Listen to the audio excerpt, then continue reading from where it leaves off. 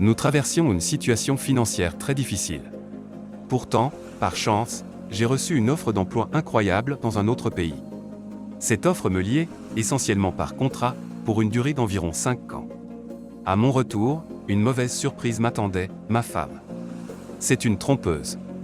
Elle n'a même pas pris la peine de me faire savoir qu'elle ne m'aimait plus. Ce qui m'a le plus dévasté, c'est le comportement de ma fille. Je pensais qu'elle serait toujours à mes côtés, étant donné qu'elle a toujours été le petit trésor de son père.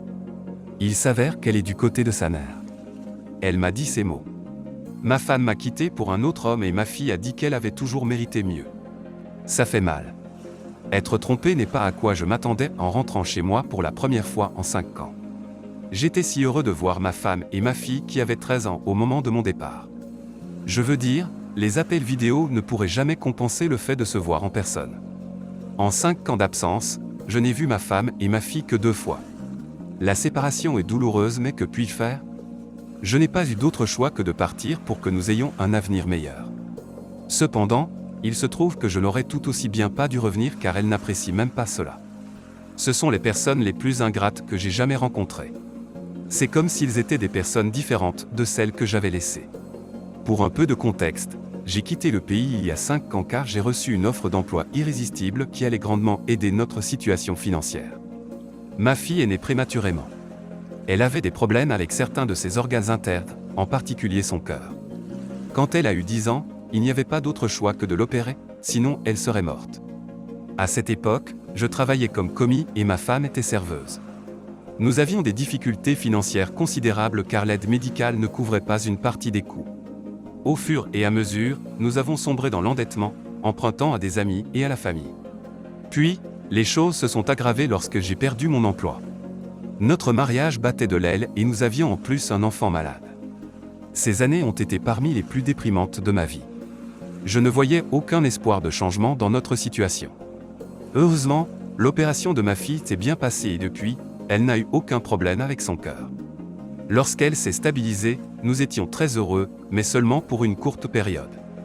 Puis nous avons réalisé que nous étions submergés par une énorme quantité de dettes et j'avais du mal à trouver du travail. Ma femme m'en voulait beaucoup et parfois, je pensais à divorcer. Je sais qu'elle envisageait également de me quitter, mais elle est restée. Pour cela, j'étais très reconnaissant car je me sentais comme si je l'avais déçue en tant que mari. Et puis, juste quand je pensais que les choses allaient seulement empirer, elles se sont améliorées. J'ai obtenu un emploi à l'étranger, travaillant avec une entreprise internationale et c'était un contrat de 2 ans sans vacances. L'argent était bon, meilleur que ce que je gagnais ici. Cependant, le problème était que le travail se situait très loin et que je devrais laisser ma femme et ma fille. Nous en avons discuté longuement et avons décidé que je partirais travailler afin de nous permettre de rembourser notre dette. Nous pensions que peut-être, s'il nous restait de l'argent, nous pourrions investir ou créer une entreprise pour assurer un revenu. Je suis donc parti et je ne vais pas mentir, j'ai travaillé la majeure partie de la journée. J'ai travaillé à mon emploi habituel et j'ai également pris des postes dans un café près de chez moi quand il manquait de personnel. J'ai réussi à rembourser une partie des dettes, mais ensuite nous avons eu un problème avec l'endroit où ils logeaient et ils ont dû déménager. Ma fille a dû changer d'établissement scolaire. Ma femme avait besoin d'une voiture parce que la région où ils ont déménagé était très isolée. Donc, après ces 2 années, j'ai accepté une prolongation de 3 ans à mon travail.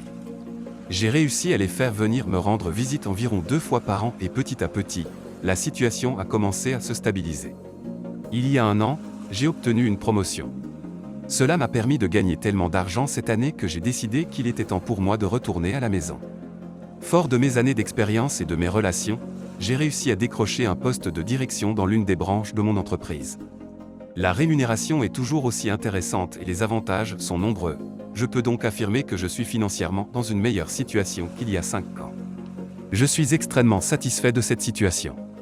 Ma femme n'a donc pas besoin de travailler. Nous avons projeté de louer un petit commerce et de vendre des articles faits à la main afin qu'elle puisse s'occuper. Ma fille excelle à l'école. Elle a maintenant 17 ans et fait partie des meilleurs élèves de son établissement. Elle est en bonne santé depuis des années et cette peur constante de recevoir un appel à tout moment a finalement disparu. Il y a environ 1 semaine, je suis rentré à la maison et tout était en désordre. Je suis à court de mots. Je n'ai même pas de mots pour exprimer le dégoût que je ressens envers ma famille. Force de constater j'ai dû partir vivre dans un pays étranger, travailler de longues heures et simplement survivre en mangeant du pain, tout ça, à cause d'eux. J'ai travaillé si dur pour gagner suffisamment d'argent afin de les soutenir et c'est de cette manière qu'ils me remercient. Quant à la fille, tout ce qu'elle a à dire, c'est qu'elle soutient sa mère et qu'elle en avait assez d'entendre sa mère pleurer la nuit. Elle est incroyablement heureuse d'avoir maintenant trouvé quelqu'un qui l'aime vraiment. Eh bien, je suppose que mes sacrifices n'étaient pas du tout de l'amour. Mais je m'éloigne du sujet principal, qui est ce qui s'est exactement passé. Ma femme, Anna, et moi avons réussi à obtenir un vol plus tôt que celui que j'avais prévu et je suis arrivé en avance. Je ne voulais pas les surprendre et comme j'avais déjà l'adresse, je me suis simplement présenté là-bas. Elles étaient tous les deux si heureux de me voir. J'ai mangé quelque chose puis je me suis endormi parce que j'étais si fatigué. Quand je me suis réveillé, ma fille était déjà partie à l'école et Anna était restée à la maison. Elle m'a préparé le petit déjeuner avant de partir faire du shopping. Ensuite, je suis retourné me coucher, car j'étais encore un peu fatigué. Puis, je me suis réveillé à nouveau et j'ai décidé de sortir me promener. Lorsque j'étais au parc, simplement assis, j'ai aperçu une tête aux cheveux distinctifs. Ma femme, qui a 42 ans, a vraiment des cheveux gris. Elle a toujours eu ça, même lorsque je l'ai rencontrée, et ils étaient très, très gris. J'ai vu la couleur de ses cheveux, et c'était à l'arrière de la voiture. Il semblerait qu'un couple s'enlaçait ou fasse quelque chose à l'arrière. J'étais curieux et également perplexe. Car il y avait des enfants dans ce parc, je me suis donc approché pour voir exactement ce qui se passait, seulement pour découvrir ma femme, à moitié nue, avec un autre homme. J'ai simplement ouvert la porte, les sorti de force et les jeté par terre. Tout ce qui a suivi était un flou absolu. Elle a essayé de me parler mais je l'ai repoussée, et suis rentré à la maison sans même dire un mot. Arrivé chez moi, je me suis simplement assis en silence puis les larmes ont commencé à couler. Elles m'ont totalement consumé et la colère, le choc et le dégoût étaient simplement trop forts pour moi pour les supporter. Je veux dire les amis, j'aime cette femme. Je ne vais pas mentir, c'est l'enfer sans elle et c'est ce qu'elle me fait subir. Je ne pouvais simplement pas comprendre. Ma fille est rentrée à la maison et m'a trouvé là, assis dans ce désordre. Elle a demandé ce qui n'allait pas chez moi, et j'ai répondu que rien, supposant que la petite traîtresse ne savait rien de cela. Je ne voulais pas stresser Nadia, et sa mère est rentrée à la maison plus tard cette nuit-là, pendant que Nadia dormait.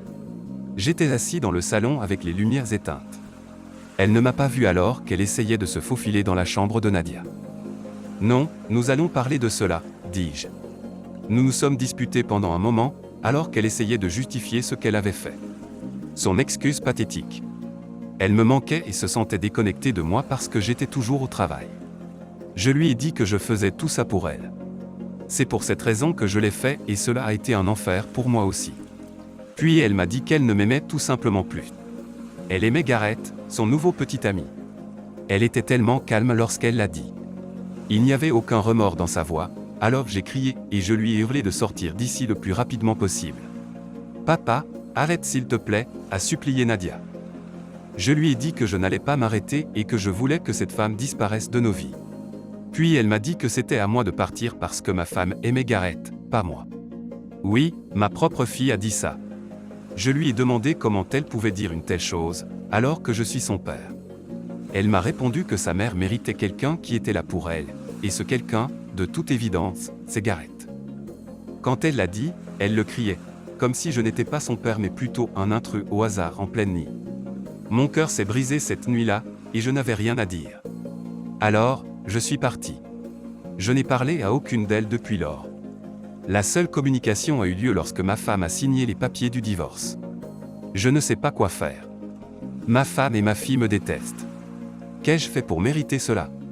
Quelques mois plus tard, finalement, j'ai accordé à ma femme ce qu'elle désirait, le divorce. Ayant fait le choix de ne pas dramatiser la situation, j'ai décidé de disparaître totalement de leur vie. S'ils ne voulaient pas de moi, alors je n'allais pas m'en plaindre. Une chose m'est apparue clairement durant cette période d'absence, il n'y a jamais besoin de recourir à la violence. Chacun a droit à ses propres choix. Maintenant, c'est mon tour de faire face à un choix, ma famille a décidé de se passer de moi. Très bien. Alors, qui suis-je pour les combattre? Ma fille était du côté de sa mère lorsque nous avons divorcé. Elle ne me regardait pas dans les yeux et elle ne répondait pas à mes messages textuels. Sa mère ne ressentait même pas de honte à propos de ce qu'elle avait fait. Elle semblait soulagée d'en avoir fini avec moi. Pendant ce divorce, nous n'avons révélé à personne la raison de notre séparation, pour des raisons de confidentialité. Je viens d'arriver en ville et je suis nouveau dans mon travail. Je souhaite simplement que la transition se fasse en douceur, sans faire partie du moindre drame de bureau. De plus, ma fille m'a supplié de ne parler à personne de ce que sa mère avait fait. C'était la première et unique fois qu'elle s'adressait à moi durant toutes ces épreuves. Après avoir accepté, mon cœur étant tendre et n'arrivant jamais vraiment à dire non à ma fille, elle a repris son attitude d'indifférence envers moi. Je leur ai laissé l'appartement et j'ai également laissé la voiture à sa mère. Cependant, tout ce pourquoi elle travaillait dur est resté avec moi. Voyez-vous, j'avais été assez intelligent pour m'assurer qu'elle n'ait jamais de droit sur aucun de mes biens. Quand j'ai découvert ce qui s'était passé, j'ai transféré tous mes biens à mon frère. Mon avocat était également très compétent et a fait en sorte qu'elle ne reparte avec absolument rien. Il y a maintenant 2 mois de cela, j'ai trouvé un endroit où rester, loin d'elle. Je m'en sors bien au travail et je prévois d'utiliser mon argent pour quelque chose. Je dois couper tous les liens avec Anna et Nadia. Elles sont étrangères pour moi et j'envisage, à la fin de l'année, de quitter le pays. J'ai bien sûr mon frère, ma mère et mon père, mais j'ai perdu l'habitude de cet endroit. Je le déteste également à cause de tout ce qui s'est passé. Mise à jour numéro 2, ma fille m'a recontacté après qu'elle a transformé ma vie en enfer. Je pensais que nous étions tous d'accord pour garder les raisons de notre séparation secrète, afin que nous puissions tout simplement continuer nos vies. Mais bon sang, je suppose que je me trompais.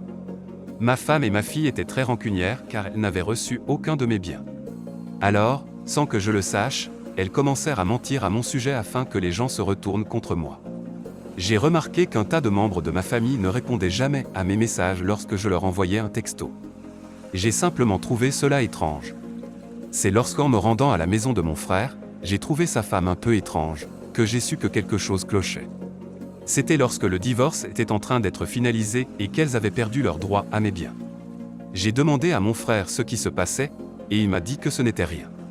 Eh bien, je connais mon frère et je pouvais déceler qu'il mentait. Alors, j'ai insisté jusqu'à ce qu'il me révèle finalement ce qui se tramait. Il s'est avéré que mon épouse et ma fille racontaient à tout le monde qu'elle m'avait quitté en raison de mon comportement abusif envers elle sur le plan émotionnel. De plus, elle avançait que je ne prenais pas en charge le paiement de leurs factures lorsque cela était sous ma responsabilité, et qu'elle suspectait que j'avais une relation extra-conjugale. J'ai été choqué d'entendre ces rumeurs absurdes et, bien évidemment, mon frère ne les croyait pas. Il a cependant révélé que sa femme et de nombreux membres de la famille y croyaient. Lorsque j'ai appris cela, je n'ai pas eu d'autre choix que de briser mon silence. Je me suis exprimé à qui voulait bien m'écouter, affirmant que c'était elle la trompeuse. Cependant, il ne me croyait pas ou pensait que c'était justifié. Je suis donc devenu un paria au sein de ma famille. Tout le monde m'en veut et me considère comme une mauvaise personne pour les avoir laissés sans rien. Je n'ai eu pour seule obligation que de verser une pension alimentaire pour Nadia. Cette situation ne va cependant pas perdurer, car elle va bientôt avoir 18 ans. À part cela, je n'ai eu aucun contact avec elle ou sa mère et je suis plutôt satisfait de cela. Mise à jour plusieurs mois plus tard. Bonjour à tous, je sais que vous attendiez une mise à jour. Je tiens le coup. Je n'ai personne en qui je peux avoir confiance dans ma vie, mais, eh bien, comme je l'ai dit, je tiens le coup. Hier, Nadia est venue me voir à mon bureau. C'était définitivement une surprise et je ne pensais pas qu'elle voudrait me revoir après avoir pris le parti de sa mère.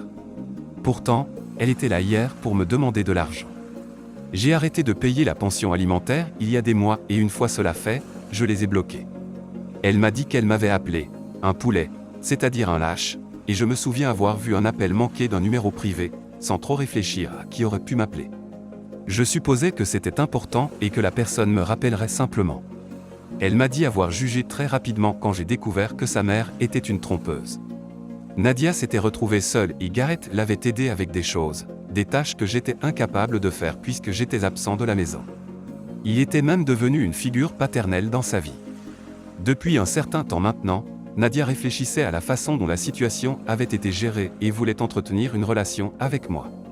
J'étais immédiatement suspicieux quant à la raison pour laquelle elle voudrait régler les choses avec moi, avec sa mère qui me déteste et tout le reste.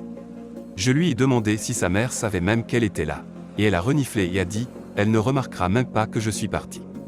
Eh bien, ai-je dit, pourquoi donc ? Elle est trop concentrée sur son travail. Elle est la seule à subvenir aux besoins de la famille, après tout. Elle a soupiré, et je ne la plaignais pas. C'est elle qui a pris parti pour sa mère, et elle ne s'est pas arrêtée là, elle a même réussi à ruiner ma réputation au sein de la famille. À chaque fois que je croise des membres de ma famille, je reçois toujours des regards amusés. À part mes parents, beaucoup de membres de ma famille ne me parlent plus, du moins c'est ce qui m'a été rapporté. Leurs mensonges m'ont totalement indigné, et pourtant, je ne leur aurais jamais fait de mal. J'ai accepté de divorcer de manière paisible et j'ai même continué à soutenir Nadia aussi longtemps que la loi me l'imposait. Nadia m'a dit qu'elle allait être honnête à ce sujet.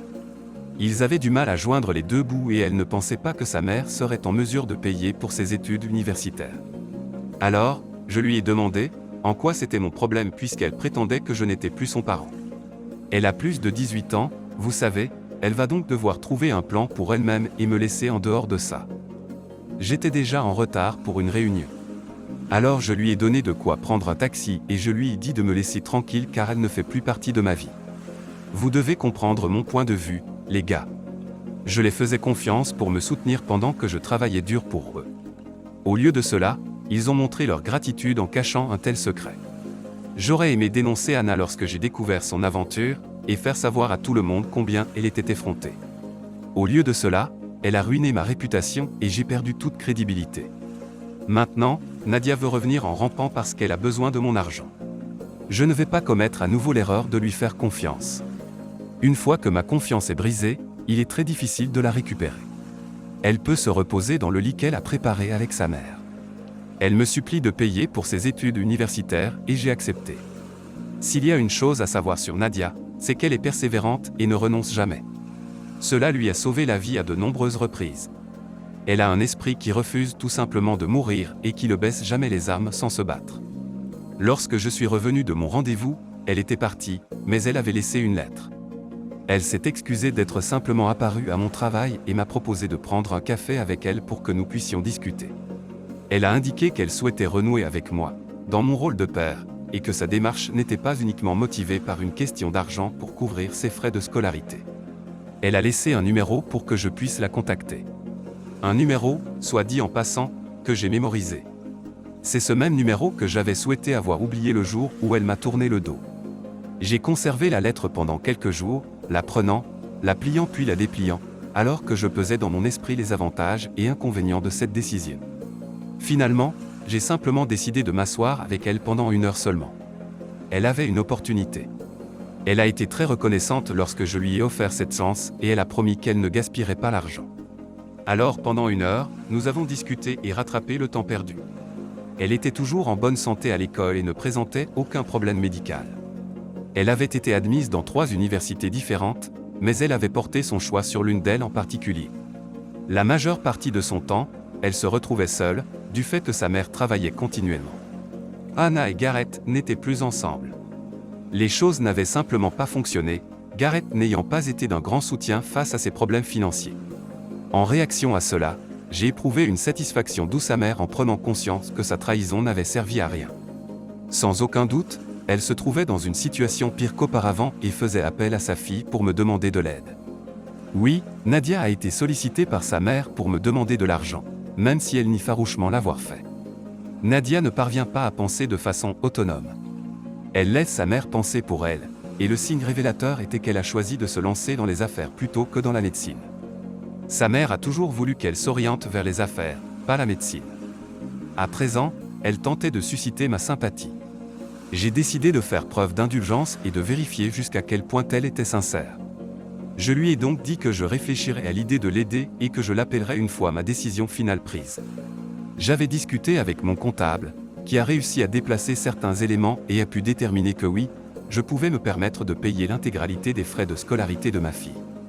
Le lendemain, je l'ai revue et lui ai annoncé la bonne nouvelle. Oh là là, elle était ravie, me donnant le câlin le plus chaleureux. Avant de pouvoir finir, je lui ai dit que je pouvais le faire, mais que j'avais seulement besoin d'une chose de sa part. Eh bien, c'est à ce moment-là qu'elle a affirmé qu'elle ferait n'importe quoi pour pouvoir intégrer l'université. Je lui ai suggéré d'annoncer à toute la famille la vraie raison pour laquelle sa mère et moi nous étions séparés. J'en avais assez d'être perçu comme le mauvais dans l'histoire et j'avais le besoin impérieux de laver mon honneur. C'est là qu'elle obtenait son billet. Si elle faisait cela, je me chargerais du coût de ses études. Ce qu'elle me demandait était une lourde charge à porter. Pour moi, lui pardonner simplement après qu'elle m'ait trahi et l'envoyer à l'université, sans rien payer. Qui peut affirmer qu'elle n'attend pas seulement le moment propice pour me laisser tomber une nouvelle fois? Je lui ai fait savoir que si elle procédait de la sorte, elle démontrerait où se trouve véritablement sa loyauté. Et elle a choisi de soutenir sa mère et de me laisser choir. Désormais, c'est à elle de réparer ce qu'elle a brisé. Cependant, étrangement, elle a refusé. Elle a affirmé qu'elle ne le ferait pas. Elle s'est levée, elle a ri avec une certaine amertume, puis elle est revenue quelques instants plus tard, m'expliquant qu'elle avait besoin que je la raccompagne chez elle. Oui, vous m'entendez bien. Alors, je lui ai donné de l'argent pour un taxi et je lui ai dit de partir. Je savais qu'elle ne le ferait pas. Je savais qu'elle resterait encore fidèle à sa mère. Elle a menti quand elle a dit qu'elle voulait arranger les choses entre nous. Cela me fait peur de voir à quelle vitesse elle commence à ressembler à sa mère et à agir comme elle. Je ne retrouve aucune trace de cette douce petite fille que j'ai laissée quand je suis parti vivre à l'étranger. Elle est devenue complètement corrompue et en tant que parent, je ne peux pas accepter. J'ai fait preuve d'indulgence envers elle depuis mon retour. Je l'ai laissée me dire ce qu'elle voulait, malgré le fait que je sois son père. Mais maintenant, il est temps pour moi de faire ce qu'un père doit faire, c'est-à-dire la remettre sur le droit chemin. Je ne le ferai que parce que je l'aime. Il y a encore de l'espoir pour elle, et j'espère simplement qu'elle le verra de la même manière que moi. Je sais qu'elle ne comprendra pas et qu'elle me détestera probablement encore plus, mais c'est nécessaire. Elle doit être remise sur le bon chemin avant de devenir une mauvaise graine. Sa mère l'a gâtée pendant beaucoup trop longtemps, et elle doit apprendre que ses actes ont des conséquences. Croyez-moi lorsque je dis que je n'aime pas faire ça, mais elle a provoqué cela elle-même. Je lui ai donné une chance de réparer les choses, mais elle a choisi de garder un secret. Mise à jour. Quelques semaines plus tard, c'est le jour de la dernière mise à jour. Les gars, ce qu'elle ignorait, c'est que dès le premier jour où elle est passée à mon bureau, je l'ai enregistrée. Quelque chose me poussait à croire qu'elle pourrait dire quelque chose d'incriminant sur elle-même ou sur sa mère. Évidemment, je n'ai pas oublié cette trahison, cela peut paraître un peu mesquin. J'avais en tête de me venger d'elle depuis plusieurs mois, mais je me suis retenu. Je me suis dit qu'il était moralement inapproprié de chercher à me venger, et que je devrais simplement laisser le karma s'en occuper. Il s'est occupé d'eux, et j'aurais abandonné, si ce n'était pas pour la manière dont Nadia a refusé catégoriquement de dire la vérité, alors même que son avenir en dépendait. Les amis, j'ai un enregistrement complet de sa confession, où elle soutient avoir trompé sa mère et qu'elle et sa mère ont répandu ces fausses rumeurs à mon sujet. J'ai obtenu une partie de cette confession le premier jour où elle est venue me rendre visite, et le reste le jour où nous nous sommes retrouvés pour prendre un café. Je lui ai accordé quelques jours pour me faire savoir qu'elle avait changé d'avis et qu'elle allait avouer la vérité devant toute la famille. Mais comme je m'y attendais, elle n'a rien fait de tel. J'ai donc décidé qu'il était temps pour le monde de savoir la vérité sur elle et sa mère. J'ai envoyé des copies de sa confession à chaque membre de la famille que je pouvais joindre. Le jour où je l'ai fait, toute la famille était réunie pour un dîner familial. Par le passé, je n'avais aucune intention d'en faire partie puisque j'étais considéré comme le vilain petit canard de la famille. Dès l'instant où je suis entré, j'ai reçu certains des regards les plus hostiles. J'entendais les gens chuchoter à gauche et à droite à mon sujet. Normalement, je me serais simplement levé et je serais parti, car je déteste l'idée d'être détesté par toute l'assemblée. Mais cette fois, j'ai tenu bon. Sachant que mon nom allait bientôt être réhabilité, j'ai programmé les messages pour qu'ils soient envoyés à tout le monde en même temps, même à ceux qui n'étaient pas présents ce jour-là. J'ai souri en entendant ce bruit. Les téléphones sonnaient, les gens ouvraient un enregistrement. « Qu'est-ce que c'est ?» a demandé la femme de mon frère. Elle regardait ma fille et mon ex-femme, absolument choquée, purement choquée. Peu à peu, le choc s'est transformé en colère. Puis, elle les insulta, les traita de menteuses et dit qu'elle était dégoûtée d'elle, qu'elle n'était rien de plus que des mensonges. Elle ne pouvait pas croire qu'elle était tombée dans le piège. Tout le monde a eu la même réaction.